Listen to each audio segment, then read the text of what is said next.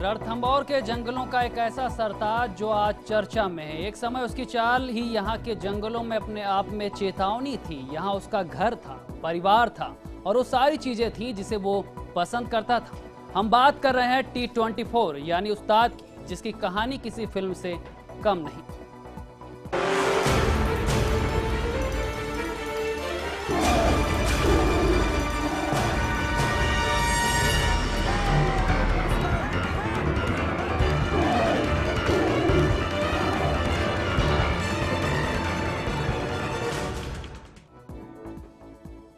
तो रणथंभौर के जंगलों का एक ऐसा सरताज जो आज फिर से चर्चा में। एक समय उसकी चाल ही यहाँ के जंगलों में अपने आप में चेतावनी थी। यहाँ उसका घर था, परिवार था और वो सारी चीजें थी जिसे वो पसंद करता था।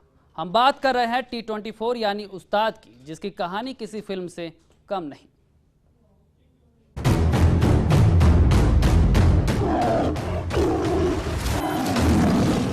उसका 2.5 किलो का हाथ नहीं था, लेकिन 250 किलो का वजन पूरी धरती कपा देता था।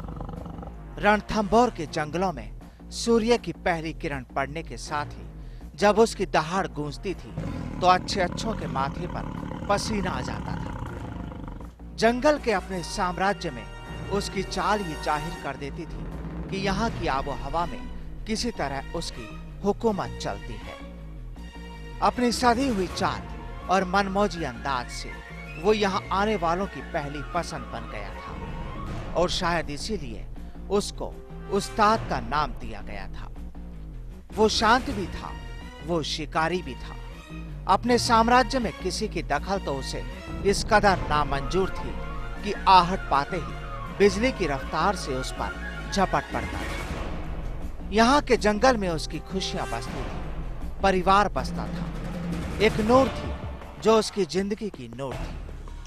सुल्तान नाम की शावक के अलावा 2 और शावक थे। इनके बीच ही उसकी सुबह और शाम गुजरती थी। 9 साल की उम्र थी और इन 9 सालों में उसने इस जंगल पर ऐसा राज किया था जैसे वो यहाँ का शहंशाह हो। उसकी आंखों की चमक बताती थी कि यहाँ का वातावरण उसको कितना लुभाता है। जब माहौल उसको गर्म लगता था तो यहाँ के तालाबों में वो घुस जाता था। वो यहाँ की जमीनों को बड़ी आत्मीयता के भाव से देखता था, चेहरा उठाकर निगरानी करता था।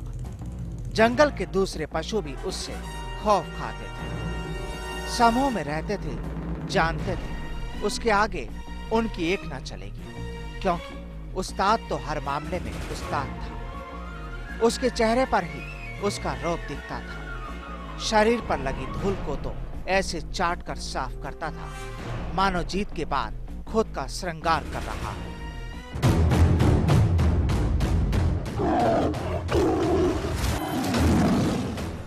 सर्दी, गर्मी, बरसात, मौसम कोई भी हो, यहाँ के हालात में वो कुछ यूं ढल गया था कि ना उसकी चाल बदलती थी और ना ही दहाड़ का अंदाज। परिवार के साथ फुर्सत के पल में वो जमकर मौज मस्ती करता था। बच्चों को शिकार और जंगल की बारीकियों को बड़ी बखूबी से सिखाता नजर आता था। देखने वाले भी उसकी अदाओं पर मोहित हो जाते थे और वो बड़े गुमान के साथ अपने साम्राज्य में चहलकदमी करते हुए नजर आता था। लेकिन शायद उसके इसी गुमान को किसी की नजर लग गई, ऐसी नजर जिसने उसे उसके घर से दूर कर दिया, परिवार से दूर कर दिया। क्या हुआ उस्ताद को? अब वो कहां और कैसा है और क्या हाल है नूर और सुल्तान के? कहानी अभी अधूरी है। Bureau report, first India news.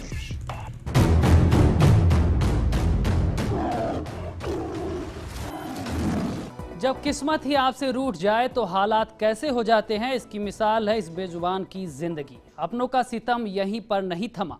नए घर में वैसे ही उसके हिसाब से मुश्किलें 1000 थी। ऊपर से जिम्मेदारों की लापरवाही उसकी जिंदगी पर भारी पड़ती जा रही है। 250 किलो का वजन घटने लगा है और आंखों की चमक भी।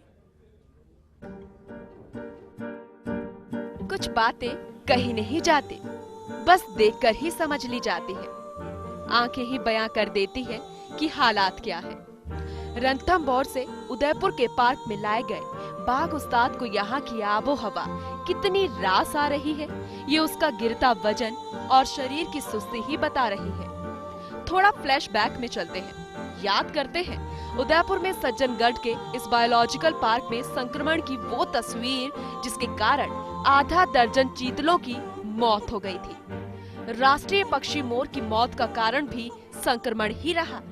पशु चिकित्सकों का मानना था कि चूहों से फैलने वाली बीमारी से सभी जानवरों की मौत हुई है, लेकिन अब इस बायोलॉजिकल पार्क में बिना किसी तकनीकी जांच के ही टाइगर 24 उस्ताद को शिफ्ट कर दिया गया। बर्ताव ऐसा कि किसी के भी गले से नहीं उतरा। पूरे देश और प्रदेश में इसका विरोध हुआ, लेकिन सरकारी नुमाइंदों के कानों पर जूं तक नहीं रेंगी। अधिकारियों से मीडिया में कोई जवाब नहीं देने को कहा गया। लापरवाही का दौर शुरू हो गया। नतीजा, उस्ताद की हालत में लगातार गिरावट आती गई। अब उस्ताद के बीमार होने की खबर दुनिया के सामने आ गई है। अधिकारियों के हाथ पैर फूल गए हैं।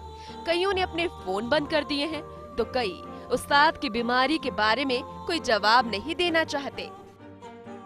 T24 को आज सज्जनगढ़ बायोलॉजिकल पार्क में उसकी जो कुछ बीमार सा था वो, उसके लिए आज 4 डॉक्टर की टीम ने उसको देखा और उसको ट्रीट किया उसको, और ट्रीटमेंट के बाद करीब घंटे भर ट्रीटमेंट के बाद वो एकदम स्वस्थ है, अपनी जैसा नॉर्मल बिहेवियर है उसमें आ गया है वो। और डॉक्टर ने राय दी है कि 3 दिन इसको ऑब्जर्वेशन में रखेंगे और उसके बाद T24 बिल्कुल स्वस्थ हालत में है। नौकरशाहों की गलती से बीमार हुए उस्ताद की हालत अभी भी स्थिर है। यहाँ के चिकित्सकों के इलाज से जब उस्ताद की सेहत में कोई सुधार नहीं हुआ, तो उसके फैमिली चिकित्सकों को जयपुर और जोधपुर से रणथंभौर बुलाया गया है, जो अभी उस्ताद का इलाज कर रहे हैं। लेकिन वन्य जीव प्रेमियों का मानना है कि सिर्फ कब्ज जैसी बीमारी के लिए उस्ताद को बेहोश करने की जरूरत क्या थी। कि जो 30 किलोमीटर 40 किलोमीटर चलने वाला बाघ है, उसको आप 40 फीट के एक पिंजरे में बंद करेंगे तो उसकी क्या दशा होगी, उसकी शारीरिक दशा क्या होगी, मानसिक दशा क्या होगी। उसी के चलते उसका पाचन बिगड़ चुका है। आज प्रशासन, वन विभाग प्रशासन से बात करने पे पता लगता है, कहते हैं कि भाई उसको कॉन्स्टिपेशन है, कब्ज है। वो छोटी सी बीमारी है। हम बोलते हैं छोटी सी बीमारी भी अगर आती है तो उसका कारण ये भी एक है कि उसको कैद में रखा गया है। हम ये कहना चाहते हैं, कितने दिन वो जिएगा। आज कॉन्स्टिट्यूशन है, कल कुछ और होगा। आप क्या इसी ढंग से हमले के बनिस्पत पकड़ के रणथंभौर या अन्य अभयारण्यों से लाकर पिंजरे में डाल के खत्म करेंगे?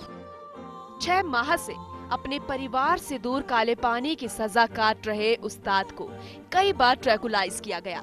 उस पर लगातार एक्सपेरिमेंट्स किए जा रहे हैं। उसकी जिंदगी के साथ खिलवाड़ किया जा रहा है और उस्ताद को जानने वाले उसे देखकर ये कहने को मजबूर है कि आखिर ये क्या हुआ उस्ताद। उदयपुर से फर्स्ट इंडिया के लिए मनु की रिपोर्ट।